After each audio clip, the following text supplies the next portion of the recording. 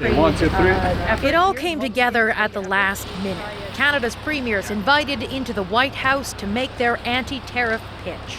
The message is we're here to listen and see what the Trump administration expects off of Canada. We're hoping to learn what we can do together to make sure that our economies are strong and that we don't have the kind of inflation-causing tariffs put on the Canadian or the American people. After an hour-long security screening, the premiers headed in to meet two White House officials, James Blair, a deputy chief of staff, and Sergio Gore, a senior White House hiring advisor. It was a very positive conversation, so we'll see how we move forward. There were some very frank moments across the table, and they urged us to take the president at his word. That seems to mean Donald Trump's border security complaints need to be taken seriously, the premiers say. While they outlined the pain tariffs would inflict on both the Canadian and American economies, and also pushed back against Trump's threats to annex Canada. Yeah, we had frank conversations about the 51st state comment, where we underlined that was a non-starter. That seemed to irk one of the U.S. officials in the meeting, James Blair, posting on social media. To be clear, we never agreed that Canada would not be the 51st state. We only agreed to share Premier Eby's comments.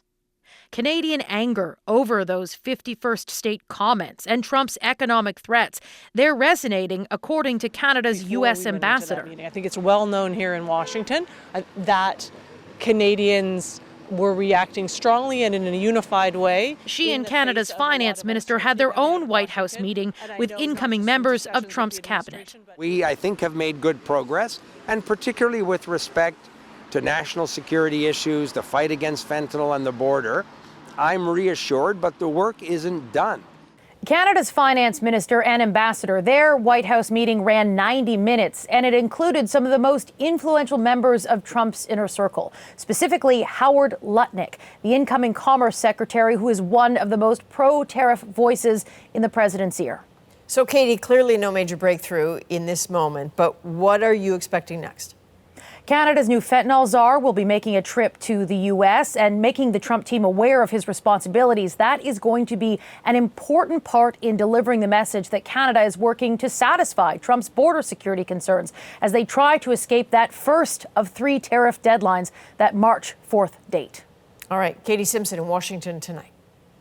So next, let's go to Kate McKenna, who's also in Washington tonight. So, Kate, you have some new perspective on whether the premier's trip is actually being viewed as a win.